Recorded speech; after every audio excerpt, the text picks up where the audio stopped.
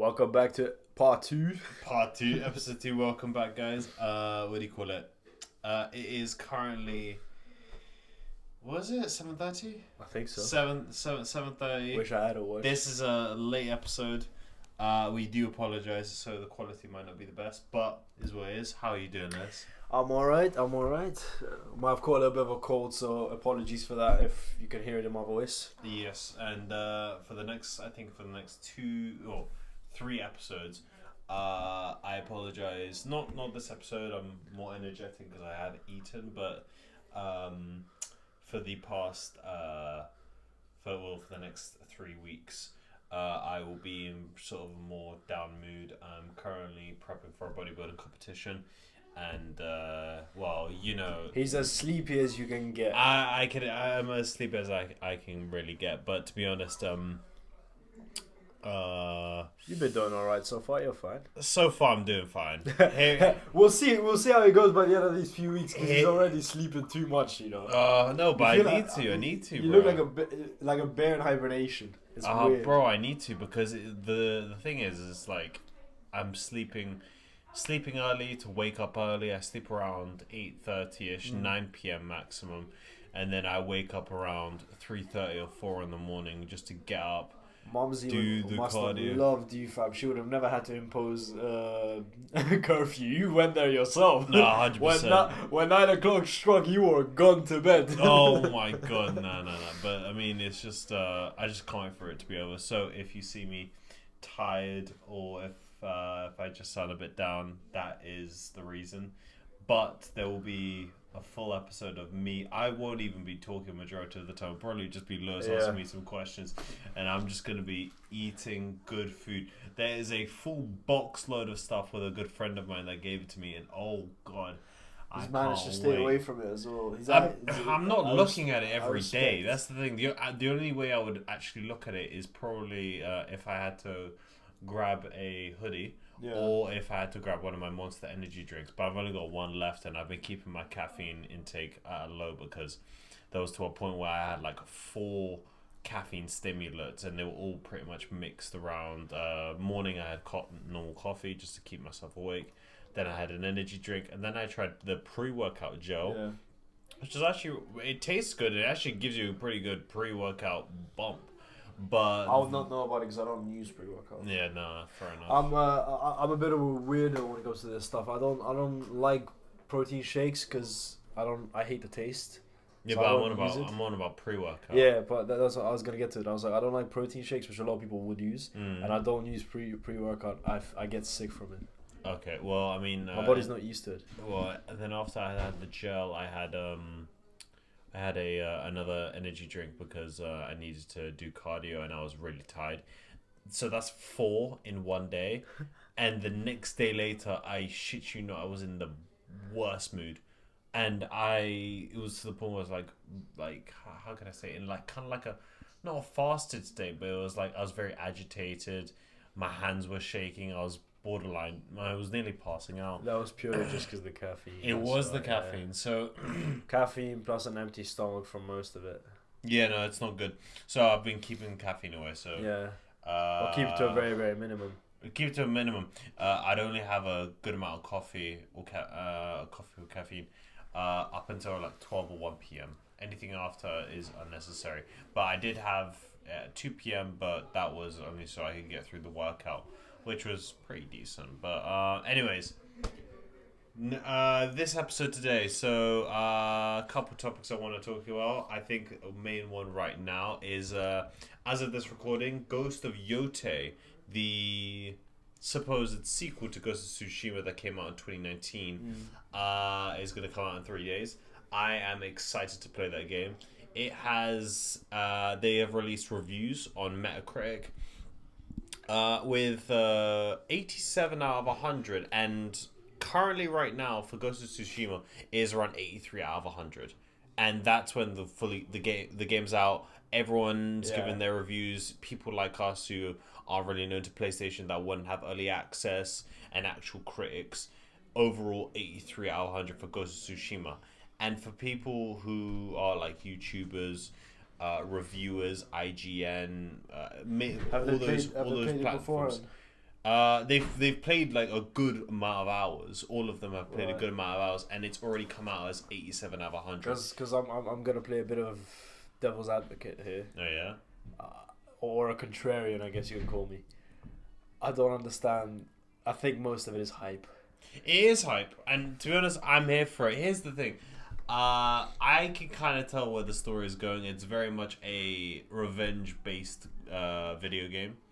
That's what like a lot Ghost of Tsushima, wasn't like it? like Ghost of Tsushima, because once you know the overview and the synopsis of Ghost of Yota, you kind of know where you're going at. Yeah. But I think what the main reason why Ghost of Tsushima got so much love and respect, especially from Sucker Punch, the same people that made the infamous game series that was well loved and deserved.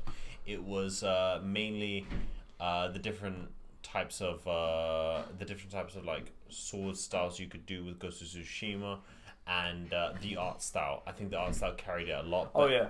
It was definitely visuals were amazing. So visually and action wise, and especially for a samurai based game, it really carried it. And I think the story was.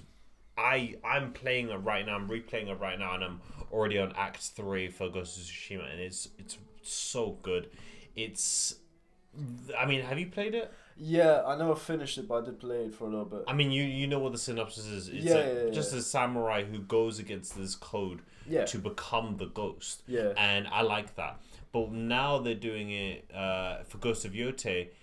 I don't know much about it. Only because I like to keep my knowledge of the game as minimal as it can, so I could have low expectations.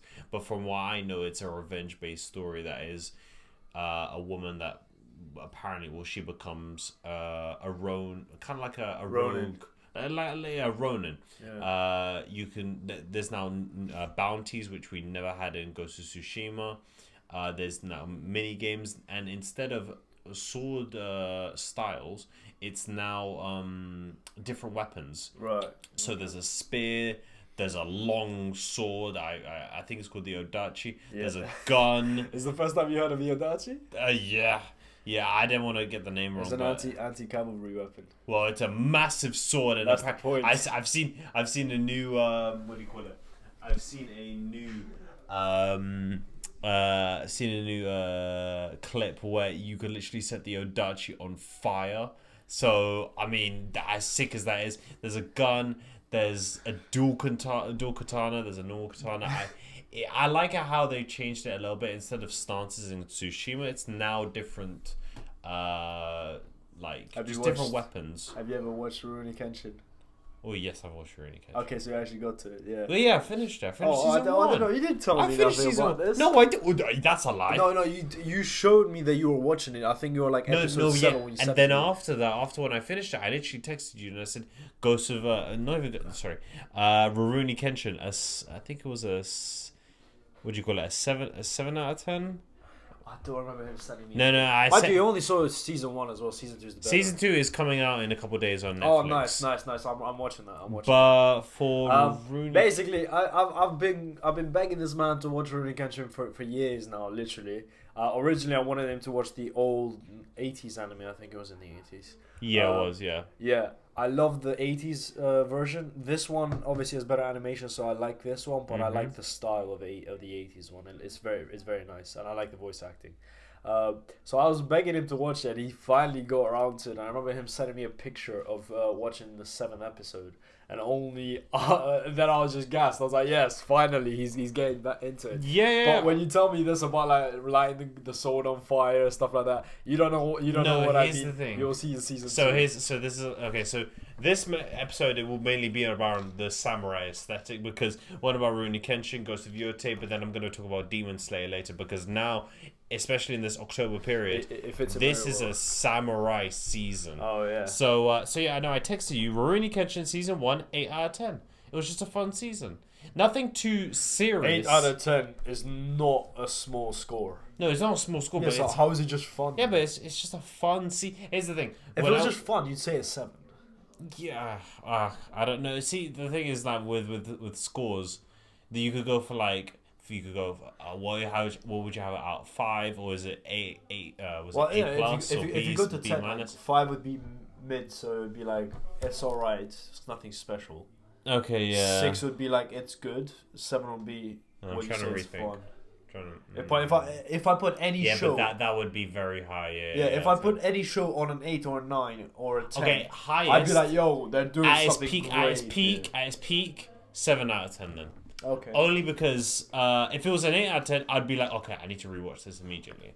It's only because you haven't seen the best arc in the whole thing. Well, there we go. I want to see what happens in the next arc, and it's going to come out in the next couple of days.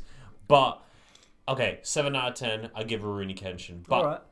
I think the reason I give it 8 out of 10 at this point, because at the same time, did it come out What did you this like time? about it, though? I think, I do love the morals and the very good consistency of Kenshin, because we're in a space, we're in a time right now where it's mainly to do with Marvel, but even a lot of TV shows where they have inconsistent moments and inconsistent character flaws where you think he wouldn't do that, but he does it anyway for the plot. Yeah. So like subversion. Exactly. So it kind of just feels contrived, and I'm thinking, okay, right. Why are we doing it in this way? For example, top of my head, Spider-Man No Way Home. Doctor Strange would never do something as reckless as wiping everyone's memory out because Peter needs to go to college or some stuff like that. Because he wouldn't do that because that's how his character was brought, and he was so strict with like the time stone. But because of the story, that's how he changed.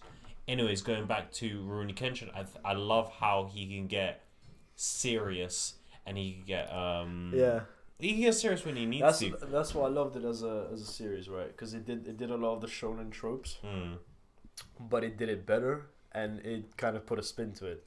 You get like obviously the protagonist with a inner demon. In this case, it's not an inner demon; it's literally his instincts as a killer. Like that's the one thing that they kind of drive for Kenshin is like he's a very nice man, but he's a very nice man with a specific talent for killing. Yeah. And it's not an easy thing to squash because it's something he's done for such a big part of his life. Yeah. Keep in mind, Kenshin is 28. Yeah, he looks a lot younger, and it's been known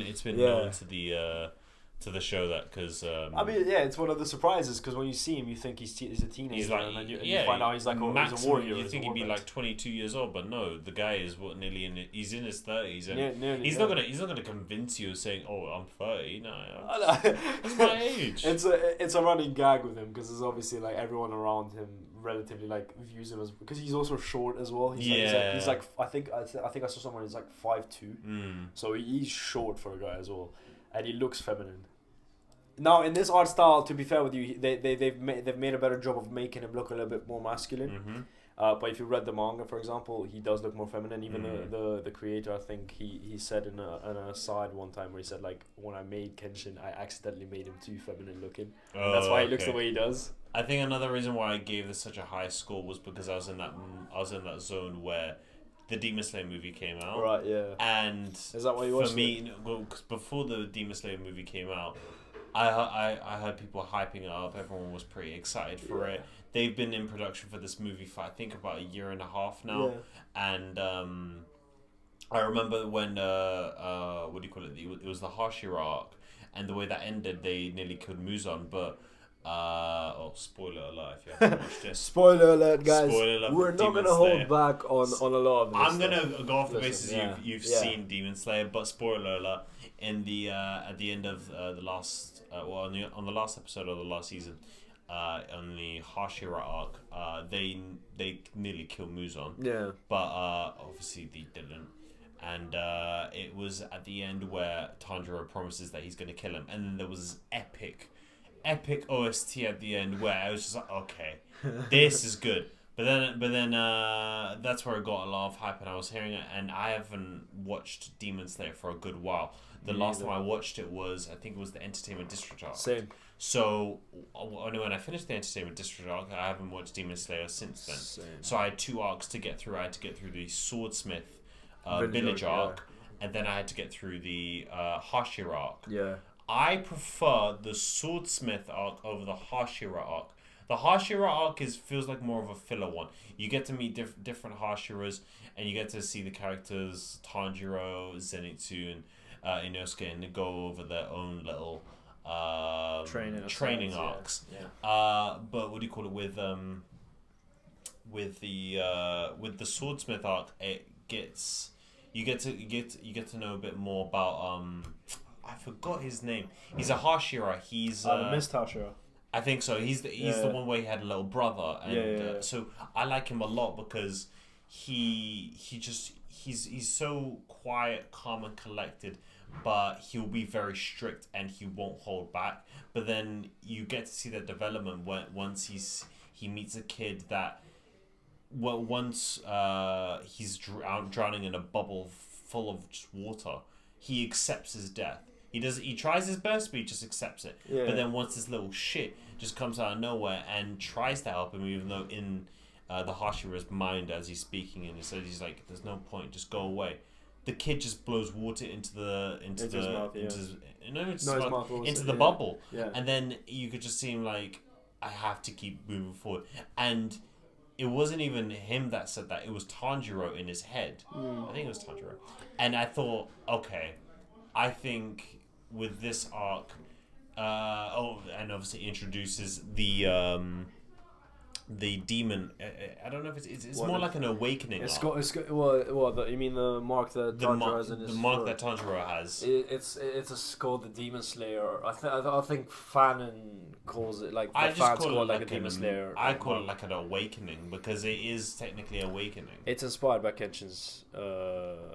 If you look at the whole thing, and the creator, I'm pretty sure did say that they're inspired by Kenshin, which to me, because I've read this, I've read this series. I've watched the anime obviously when it came up. I've read it, and after the Entertainment District, I kind of stopped caring. Yeah. Because I already knew what I was looking forward to. And not to say that Demon Slayer is bad, is not, but it's like when we're giving those the out of 10 review, for example, Demon Slayer would be a good 5 to me, which is. It's not great and it's not bad. It does the shonen tropes well. I think, but it doesn't do anything. It doesn't do sound like an Attack on Titan, where it just gives me a completely different perspective or challenges me in any certain way. So what you saying is it's not something. In your opinion, it goes the safe route. Yeah, I mean, see that's the thing, right? It tries to do a lot of what Naruto does with villains. Where obviously this villain is a terrible person and they they've done terrible things, and then you see their backstory and you see why they did it. Again, the movie, part of the memes now is because of Akaza, about him being obviously a victim, which he was. I mean, that's the kind of the point of the story, that a lot of these villains are victims really of their situations, but at the same time, I think it's just the way that I am, where I just don't care enough. I don't care, but as in you're not fully attached. What you've been through is terrible, and I agree. But that doesn't necessarily mean now that I'm supposed to like you as a person just because you went through something terrible and you're allowed to do terrible shit. I'd like to go back onto the Demon Slayer movie, but for me, when I was watching, you can go catching up to it. When it was the Hashira arc, and I was so excited. To see how it would all play out after it finishes. There is a little moment where we don't know what happened, but from out of nowhere, Zenitsu goes from a little bitch to locking in, and obviously for people that watched it on the show on a weekly basis or however it was released, we're thinking, what is going on? And mainly people don't really want to read the manga because they kind of want to live up to the hype.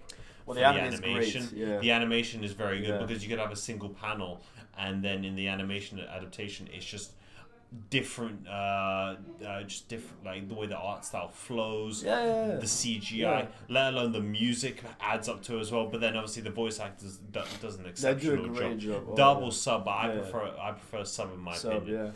But For me, it depends on what the anime is. There's some animes that I can only ever watch in dub. I can't watch Black Lagoon. There are certain animes, yeah. But back to it with Zenitsu, as the viewer, you're thinking what happened, because the last time you see Zenitsu is where Tanjiro is just talking to him, saying he's gonna go now. Is everything alright? And then he just says, "I have to just." I'm alright. You clearly see something's not alright. Yeah, but as a viewer, you don't know what's going on. Happening, yeah. And if you actively choose not to read the manga, you're just gonna have to wait for a year and a bit. And once people did, that's when the movie showed up. Yeah. And I genuinely think in that entire movie. So here's my review for the movie. So for the Infinity Castle, Demon Slayer, the Infinity Castle. Yeah. You haven't watched it. I have. I haven't watched it because I don't. I don't need to. I've been through this thing. You've read the manga, so you already know. Like obviously the animation is great. I think I'll watch it. I think I'll watch it purely just because of the fights. No, I think you'd love it. But here's the thing, I'd give it a solid 8 out of 10. Now a lot of it negates my experience. Now what I mean is, I watched this in 4DX. Okay, yeah. So 4DX is a immersive experience where the chairs physically move. You get to feel pretty much the wind, the water, even like the vibrations in the chairs. Right, every punch, like you could feel it. Yeah. The service it brings is what you expect it to be. Yeah. And it's more immersive. There's only 2 movies I've seen in 4DX. Endgame. Yeah. When it came out, and I was like, okay, I have to see this in 4DX. If I can see it in 4DX, I can. And then Infinity Castle. But the only reason I chose Infinity Castle was there was a discount. For 4DX, it cost roughly around £24. Right. For this one, it was only 10. Okay. I was like, you know what? It's cheap. It's cheaper than a normal ticket. Cheaper than an IMAX ticket. I might as well go watch it. Now, when I watched it, I think I should have understood what I was signing myself up for, because this was the most disorienting experience of my. It was just. I don't get you. Bro, every 5 seconds, I'm nearly jumping out of my chair. Oh, you mean like physically? It physically was just. I could not get myself. I could get immersed. I was like, what's so hard about following the movie? No. But when it comes to 4DX, and especially an action-packed movie about samurais just trying to kill demons, I should have been more wary of what I was signing myself up for. But to be honest, a cheaper ticket than IMAX, I'll gladly do that. But the thing is, setting the 4DX experience out the way, the movie does very well in terms of how the action is. Yeah. Action's very good. There's basically 3 main big fights. First one, I forgot her name. The butterfly Hashira. Shinobu. Yeah, Shinobu. Okay, Hashira. So there's her fight with this weird. I forget his name. He's Upper Moon too, isn't he? He's like some freaky demon, and I'm like, you know what? Okay, he's pretty funny. Freaky boy. And then there's Zenitsu versus his. See, I don't know the name. Apprentice comrade. Yeah, I don't remember his name either. He to me, he was in the manga. He's very throwaway. Yeah, because we get this character out of nowhere. And you don't really get. We just get introduced to him on the movie, but he was basically the second half of like the apprentice in the the lightning. Yeah, like Hashira style. Yeah. But the difference is that Zenitsu only knows we know him as the guy who only knows the first form. Yeah. He's never only used first form. You don't know that he only knows that. Exactly, but he's the guy who's known for it. Yeah. Who only knows the first form. But then the other apprentice, he knows every form except for the first form. Yeah. So I like that dynamic. I think it's a good parallel because I in my mind I'm thinking. The master chose both of them as, yes, he sees them as the potential, but they're one of them has something characteristically different than the other.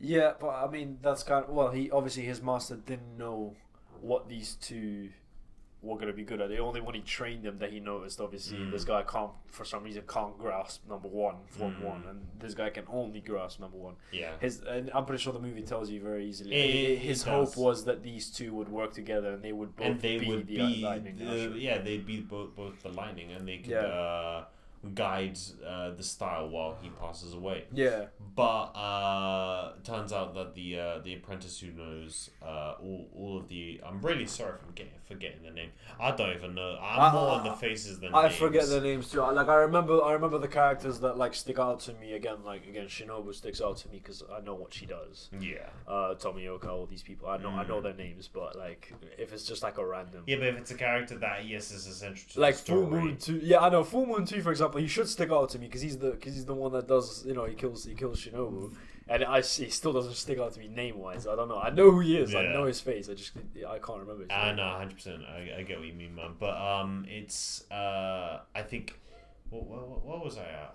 I was on about So the apprentice that knows all of the forms of the first one it turns out that he became a demon. He became a demon. From what it looks like, it was duress. Like he was forcefully, but it's either in the movie it shows. I loved it because it's set in the manga. Even when I was reading it, it set a precedent. It shows that there has been, there can be demon slayers that turn into demons. No, that's a good concept. Yeah. It's just that from what it looked and sounded like, either accept death or you become a demon. Yeah. And obviously he chose the demon. He could have.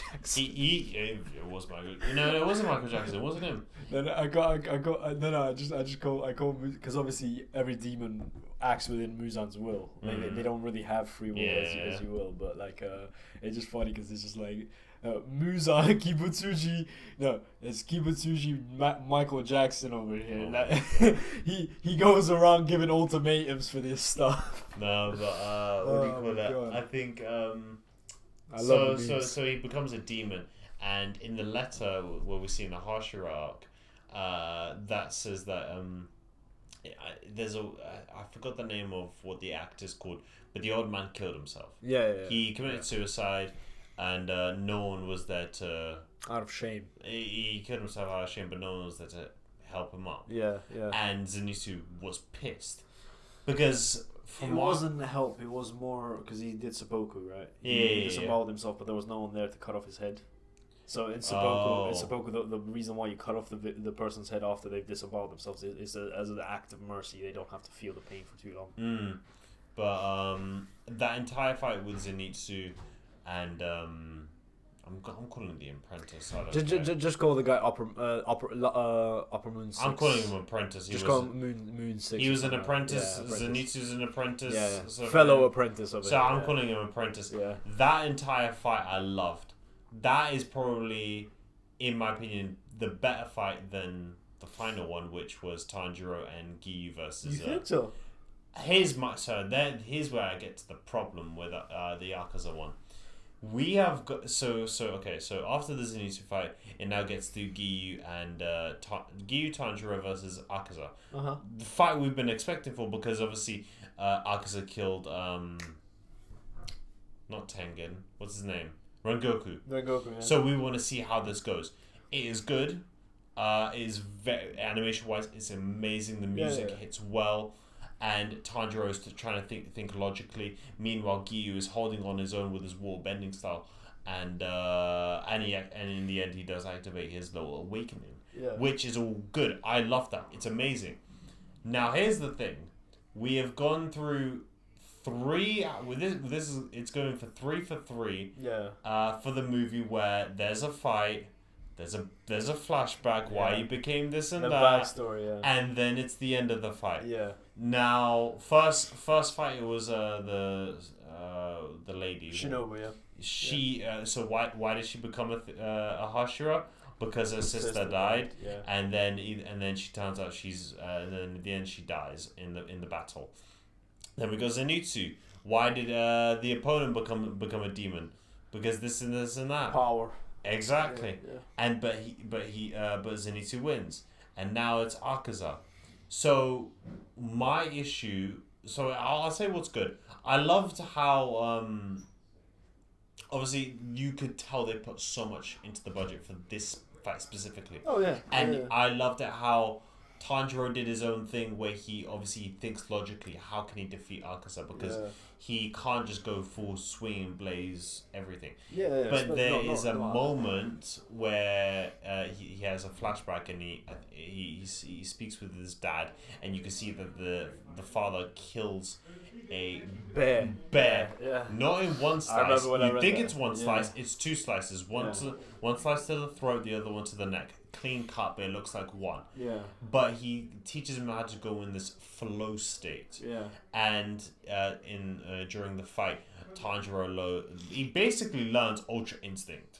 He basically learns that. Yeah. That's how he goes through. He learns Ultra Instinct and he goes through how he can beat Akaza because Akaza's thing is that Tanjiro can smell and sense someone, and that's how he can move through and dodge attacks. But with Akaza, it's the fighting spirit. You need to have the urge and the intent to kill him, or even fight him alone. And if you do, he can sense that, and you basically pretty much lost. Yeah, you have to be completely calm. Like, you can't be angry. Yeah. You can't have any vengeful thoughts. You just you just have to be there. Yeah. You just want to kill because of the sake of it, not because you want to, because you have the intention to. You just have to be there. It's more of a like you have to do it the same way like you'd breathe air. You don't think about it. You just do it. So basically, Ultra Instinct. That's how he went Ultra Instinct mode. But cool. He does that, and then he cuts off Akaza's head. Yeah. Cool. How many times am I gonna see a villain cut their head off, and they're still standing?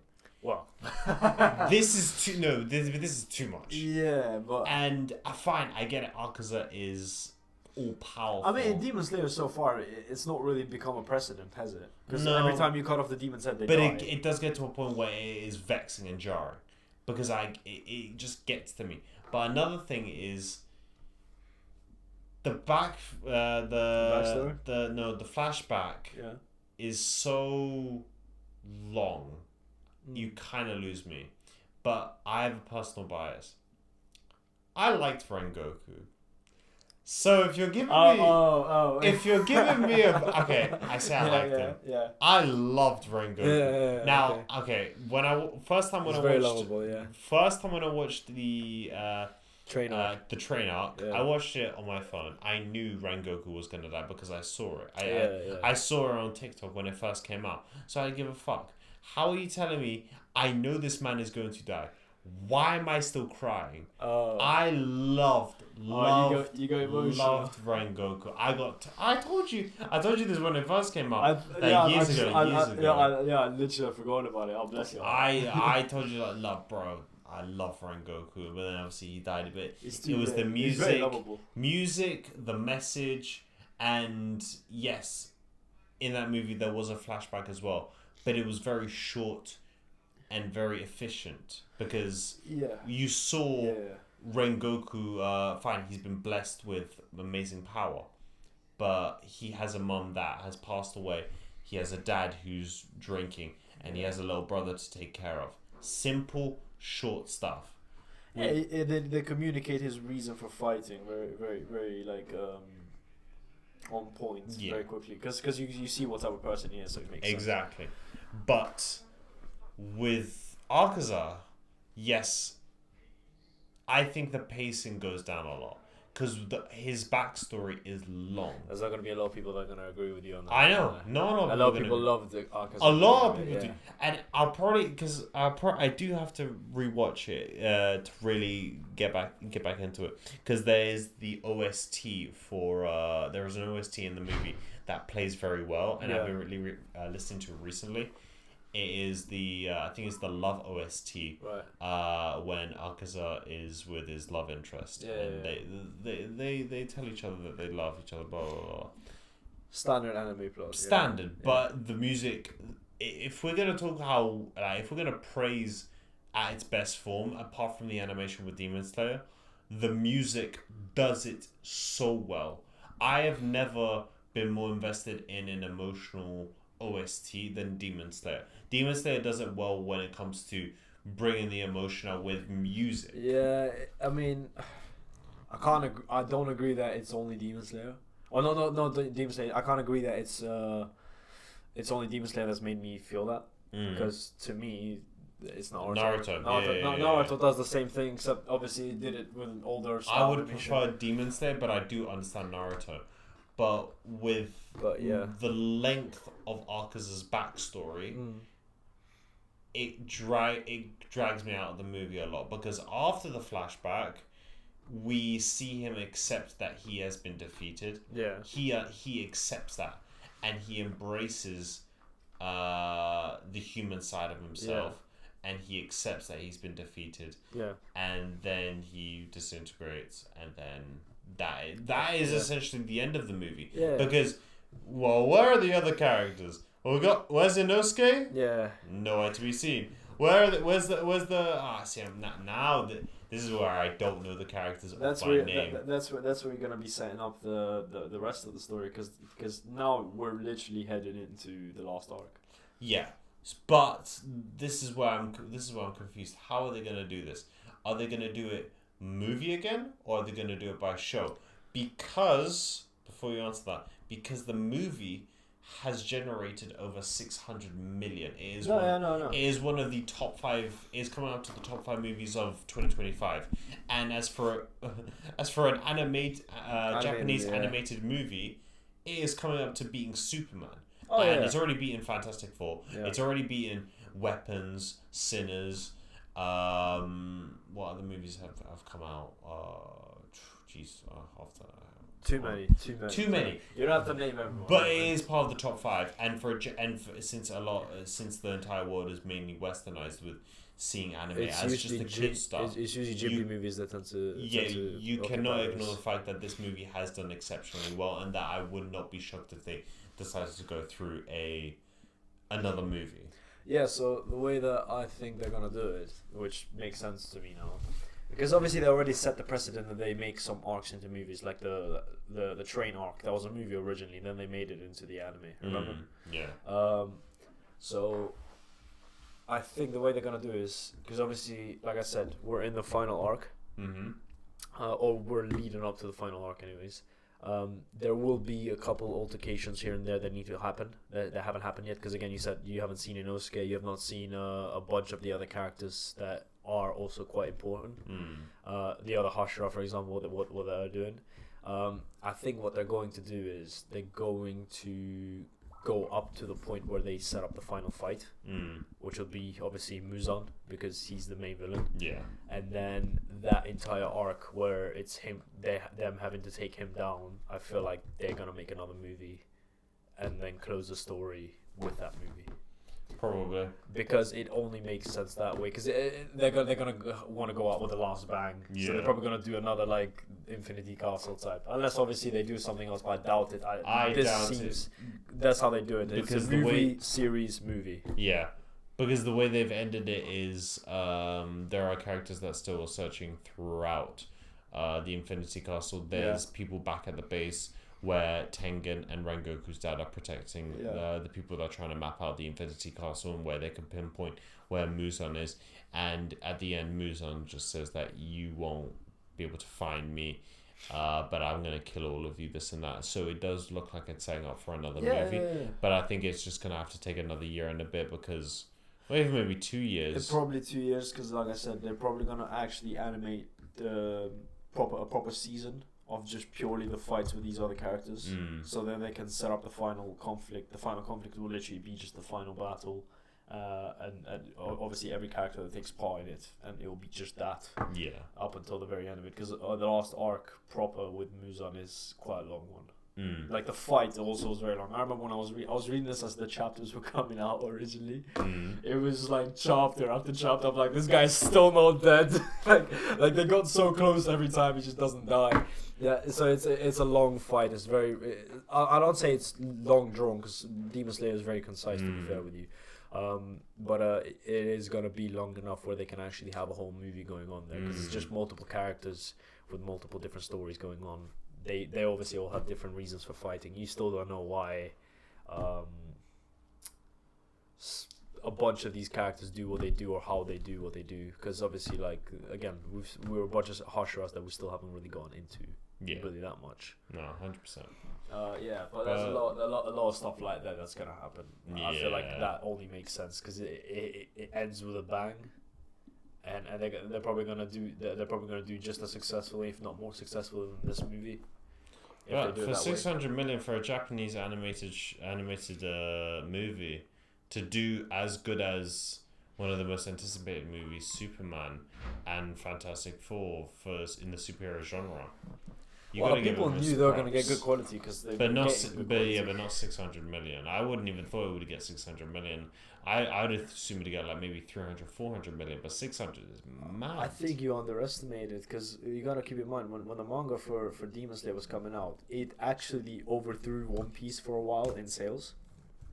Did you know that? No, I know that. Yeah. I know that, but the manga and movie is different because I get that, but the audience is the same. Oh. And plus, the anime became very, very like, what is it? Sorry, off topic. It has been announced, and the first poster coming to theaters 2027 July 23rd. The Simpsons sequel. The Simpsons movie sequel. Oh. Homer's coming back for seconds. Oh my god, I was just on Twitter just to see how it was, and they're making a Simpsons movie after how many years? But that is just insane to me. And anyways, sorry, I was completely off topic on that. But no, go ahead. All I was gonna say was purely hold on a minute. I think so. It's purely the movie itself for the Demon Slayer that I was telling you about. I would not be surprised if they do it in that final movie format that we've already kind of established. I would not be surprised if they just blow it out the water again. I'll guess that it will be somewhere like 2027 or 2028. I think it'd probably be 2028. Yeah. Because for a movie, here's the thing. This is Demon Slayer we're talking about. So their budget is a lot. But the budget would equal the amount of time and effort they put, especially CGI wise, because Demon Slayer is not shy with their CGI. Did you see the artist? He actually posted what he did for the Infinity Castle that made it look infinite. How do you do it? So you know when they're falling and you see a bunch of, like, you can see the buildings. Yeah. Yeah. He actually posted the, I don't know what you call it. The roles, I guess, the sketches for it. Yeah. And he said he used a certain technique to actually overlay so many buildings. Like, they were all individually drawn and they were all overlaid. And that's why it looks so detailed and so endless. Right. He actually posted it, so it clearly shows that these guys put a lot of effort in everything. Okay. Obviously, you can't get the type of quality that you get in it if they don't put that actual effort. No, of course. But I think most likely I could see this movie. I could definitely see this movie coming around 2028. Because this is I'd hope 2027 because that would be another addition to one of the great movies that are coming out for that year. Plus quicker, because I don't want to have a moment where I'm just like, oh, that's coming out. But I think they won't take their time with it. But Demon Slayer, the movie was good, but I think there's a point where if you're going a bit too long with the flashbacks, you're gonna lose. In my experience, you're gonna lose a lot of my interest. Yeah, it's just par for the course when it comes to Demon Slayer. It's built into its structure. It's kind of how it works. Every fight up to this point has been like this. You fight a demon, you see their backstory as they're about to die, and then they either reform or you realize how they came to be the way they are. It's always been the same way. Like, people, I love it because people make fun of Naruto for having that structure, because Naruto does that a lot. The anime does it more than the manga. To be fair, they overplay a lot. You know the meme with the swing set. Yeah. Naruto in the swing. Yeah. That does not appear nearly as much in the manga as it does in the anime. The anime overplays that. That's why it's such a meme within the community. Okay. But Naruto has the same kind of storytelling to it, but Naruto only does it when it needs to give context about something else. It doesn't necessarily do it just for you to see the character's motivations. Whereas Demon Slayer does it specifically for the character motivations. That's kind of its main thing. But I love it because people were loving this in Demon Slayer, but they're not. But they kind of make fun of Naruto for the same. It's the same structure. It's the same way. It's the only difference is that Naruto came out much earlier, and the studios back then were just padding runtime at that point. Demon Slayer doesn't really do that for padding. They just get straight to the point. Like I said, it's a lot more concise. I agree. But I love it because people are just gassing up Demon Slayer for the same thing that Naruto does and that. I'm not even. Don't get me wrong. I love Naruto as an anime. Yeah, I am not. I wouldn't consider it my favorite anime though. I've said to you before. What, Naruto? Yeah, it's not my favorite. I love it, but it's not my favorite. No, okay. Now here's where I'm gonna have to interrupt you on that. What you just said and how I've known you these many years, you glaze the fuck out of Naruto. I glaze it because it's good, great writing, and people genuinely have clip watched the whole thing. But the way you explain how Naruto is the same way I explain how One Piece is, but I do it less. You wanna know why? Because I've watched One Piece twice. I've watched One Piece twice. And I could still say it's not part of my top 10. Yeah, I could still acknowledge it as a great anime, but I do not glaze it to this point of Naruto being. Yeah, but Naruto's hear me out. We got to hold the respect. It was the missed opportunity that Naruto didn't have. So henceforth, what missed opportunity? I never said that. No. But the way you're saying is like, because Naruto came out at this age. If it came years later, if they stopped doing the pattern of the runtime, which they did, that's why they have like a bunch of like flashbacks where there was none in the manga. Yeah, but the way you explain yourself, it makes it seem like Naruto is one of the best. It is one of my favorites. It is one of the best. It is one of the best. One of the best. Number one. Not number one. Yeah, no, for me. It's in the top 5. It's in the top 5. That's my point. But for me, it's in the top 5, so it's still up there. No, yeah, of course. But the reason, and for all those of you that think I'm a normie, I've watched more shows than most of you probably ever have, and I've watched wow, shows. That was a dig to you, that's not even. It's not a dig, but I know a lot of people that like say, like, for example, if a guy says like a shonen and like Naruto or a One Piece, for example, is their favorite thing. Okay. I see a lot of people be like, yeah, watch more shows or something. I've read and watched more than most. Okay, go on. The reason why I say that is because Naruto, especially like the past few years, has been catching so many strays by people that have literally clip watched the show. Can you not handle that? Huh? Can you not handle? I hate it. See? No. I hate it because most of these people genuinely have either never watched the show properly, read the manga, right, or they've watched it so long ago they've literally started getting their opinions of people that have made their careers on mischaracterizing and misremembering Naruto. Mm-hmm. There's this one guy, I don't remember what his name is, but his whole thing is that he's a Naruto fan, and his whole thing is what plot holes in Naruto, this and that in Naruto, and it's like half the things that he says are plot holes or are wrong. Genuinely, if you just read the chapters that are mentioned, you get cleared up everything. But people just love to get they don't do their own like research or do their own reading. They let other people's opinions inform their own. So that's why I hate it. I defend Naruto because he's genuinely been catching strays. You love One Piece. If I all of a sudden start oversimplifying the story, but I don't glaze like One Piece like this. When was the last time you heard from me about One Piece? I have not watched One Piece. You brought One Piece as an example. I didn't mean One Piece in itself. I don't even know what your favorite anime is. For a while, it was Attack on Titan. For a couple of years. It was when we were reading it, but when it was like no, before season 4. If we're talking about here's the thing with my top 5, top 3. I don't put them really in order. They could all be jumbled up together. Depending like me, it literally on what changes. mood is because I don't really give a fuck. But they usually consist of the same. Let's just say top 3. Yeah, right. The same top 3. It would be Attack on Titan, Hunter x Hunter, right, and. Recently, Fullmetal Alchemist Brotherhood. I told him to. The reason why he's so defeated is because I asked him to watch Fullmetal Alchemist nearly 2 years ago now. I think. No, longer than that. 3 years. Probably whenever COVID happened. Whenever COVID happened, I asked him to watch Fullmetal Alchemist. I'd already rewatched the show like a bunch of times. I love it. It's a great show, genuinely. And I told him, watch Fullmetal Alchemist Brotherhood. I know you'll love it. This guy, where did you get? No. Yeah. So when I first watched Fullmetal Alchemist Brotherhood, Yeah. I think I was up to like the beginning of season 2, and I was like, this shit's so ass. Here's the thing, it got overhyped for me. And I was on Why me? No, just like in general, because I knew it was so beloved. Beloved. And I was like, you just had to hate it. Not even hate it. Just like, I just don't see it. I just don't get why people love it so much. So I just dropped it. And I told you this. I was like, not for me.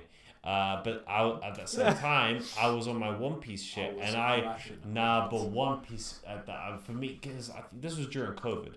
So I was. You're a binge watcher. Yeah, I binge watched One Piece. I think that was the perfect time. No, even One Piece in general. You binge watch like you'll get through more series than me in like a year. Oh yeah, I would. Yeah, like Game of Thrones, for example. Yeah, like he's way ahead of me. Like we were supposed to watch the whole show together, and but because obviously our schedules don't really align. Where were we? So on the last episode, we were watching at the same pace. Where were we? We're in season 1, like episode 6 or 7. Or Guess where I'm at right now. You must be in season 3 by now. Season finale of season 3. I am a binge watcher. I've not even started season 2. Yeah. Well, yeah. So for me, yeah, I'm more of a binge watcher. But the thing is, I think if you consider this a binge watcher, obviously I'd watch something, but then I could also do some stuff at the side while watching it in the background. So it's not like I see why. It's not like I put on Game of Thrones on my laptop and I just stare. Yeah. And that's it. No. I majority of the time, fine, I'll focus on the story. I know what's going on. But then sometimes maybe I have to do some coursework, or maybe I'm gonna cook something, or something like that along the lines of that. I can't do that. That's what I would be doing. Yeah, I can't do that if it's something that I enjoy. Like if it's trash TV, like something that like you can not really need to really be paying attention, I can do that. But when it's something that I know it's good, I have to like pay attention. Okay. Like right now I'm watching with Leon actually Supernatural. Oh right, you watching Supernatural? I literally started just because I was bored one day. I was like, let me try. I'm on like episode 5 of Supernatural. Oh yeah, literally same episode. I think here's the thing. I'm most likely. I started with Leon. We're on episode 3 or something. I'm most likely gonna drop Supernatural. Yeah. Only because it is. I mean, it's like. It's very early 2000s. You can tell. It is very early 2000s, and I think it feels like a show that has overstayed its welcome from what I've seen from like recent seasons. But that's the thing, though. That's the thing about it, though. Like I started it because I wanted that early 2000s feel. Again, then you're definitely gonna get it. I call it trash TV because I know it's not some great like masterpiece of a show. Like people are probably gonna hang me for that, but you know, there's fans of it. There's great fans of it. So. To be fair, as a what do you call it? I mean, 5 episodes in? I think if you like the first 3 episodes of a show, I think that's the deciding factor whether you want to continue watching it or not. Same as for like a movie, if you're like 30-45 minutes in, or even like with gaming, if you're just like an hour in, and if you like it or not, just continue and you'll know. But I think with Supernatural, you definitely will like it, and I'm already number 5. It is the same creator that made The Boys. Yeah, but the difference is you can definitely tell it's a very different way of thinking. Yeah.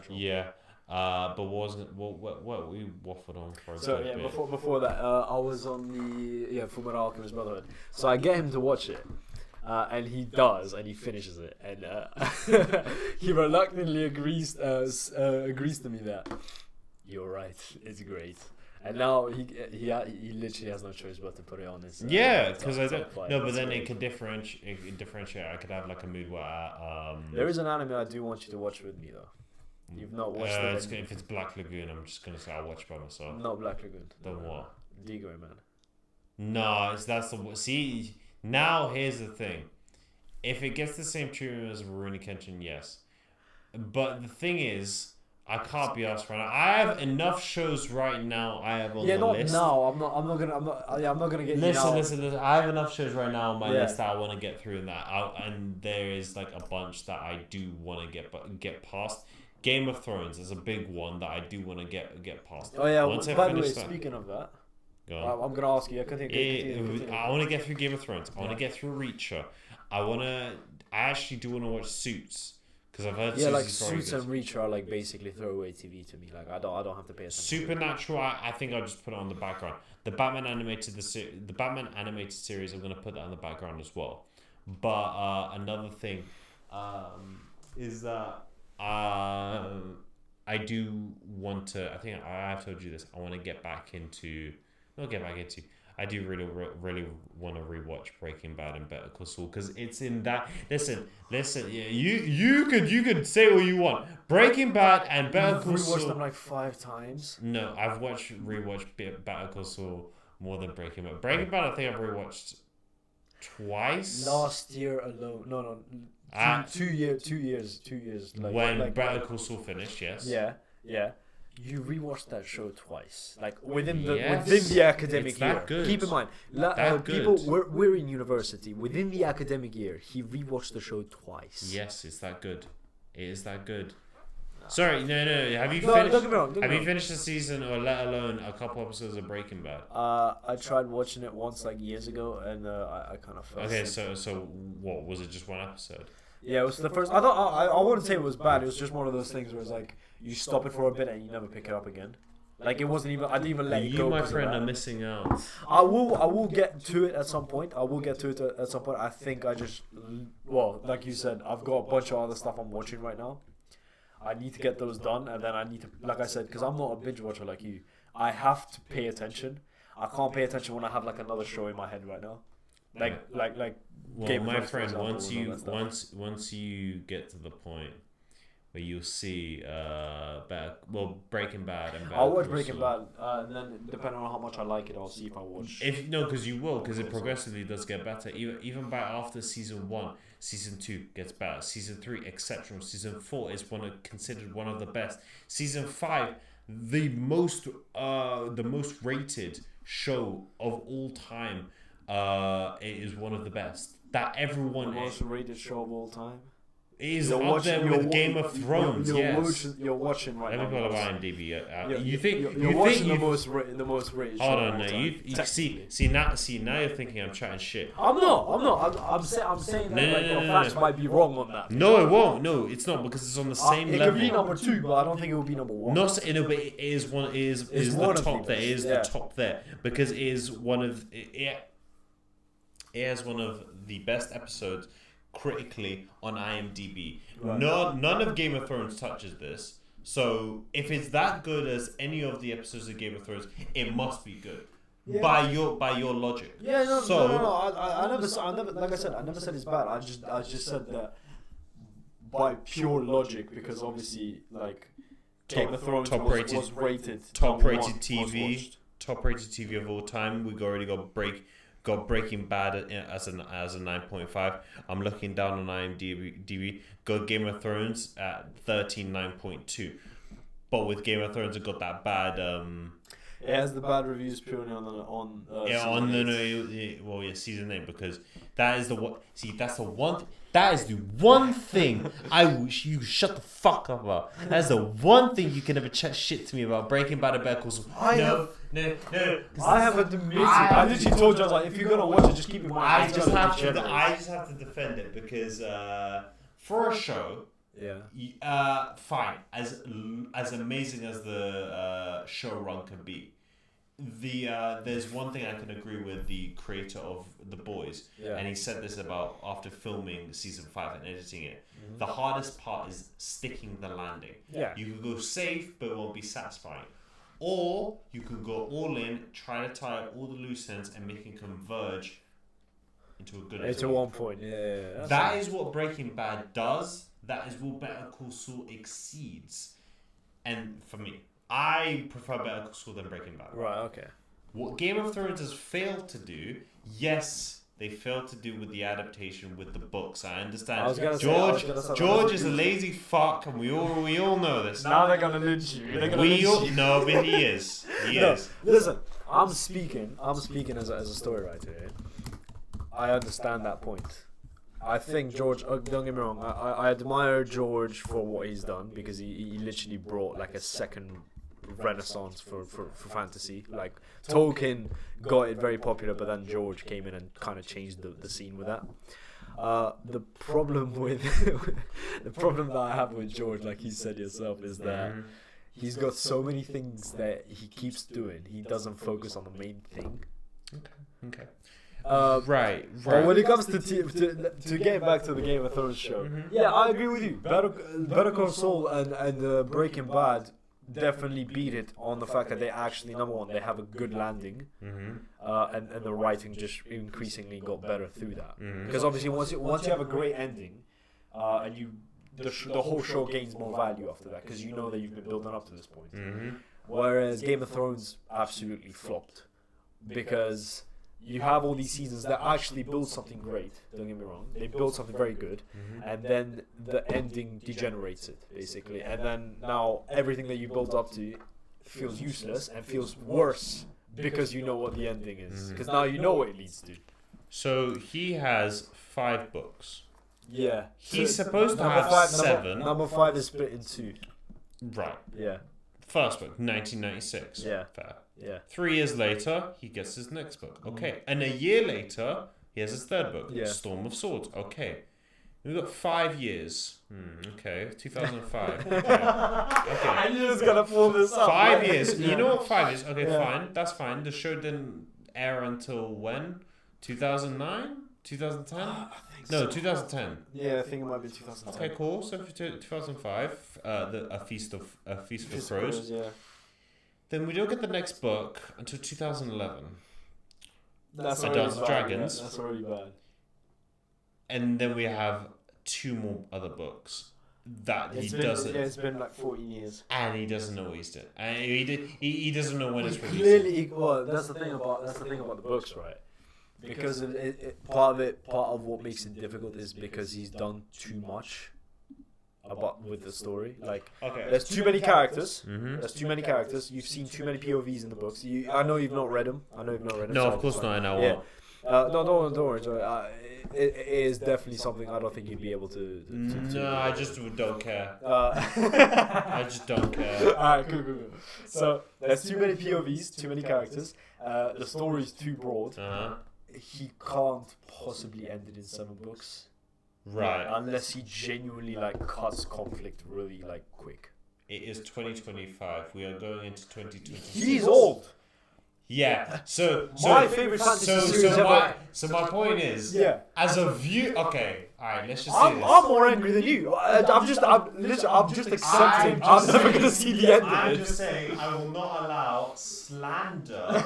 And how am I slandered anything? I will not allow slander yeah. of Breaking Bad. I did not slander. And Better Call Saul when you're saying, when I say yes, because it's that good. All right. You value because here's my thing with you. Yeah. You value writing, and we can both understand. We both value script out of everything. Script is the most important. I'm more of a cinephile. I like cinematic shit, and I like how I like storytelling in general. You're more like the storytelling and script stuff. So it makes sense from my point of view, because it gets annoying to me where you prefer a solid script with solid characters with good dialogue, where they don't take the piss out of pretty much everything like Marvel does. Yeah. Yet you won't watch it because you want to take it. You're not a binge watcher? No, it's not that. Hold on. I said I've had too many things that I'm watching concurrently right now. Name me 3 things you're watching Again, Supernatural, cool. I'm watching it.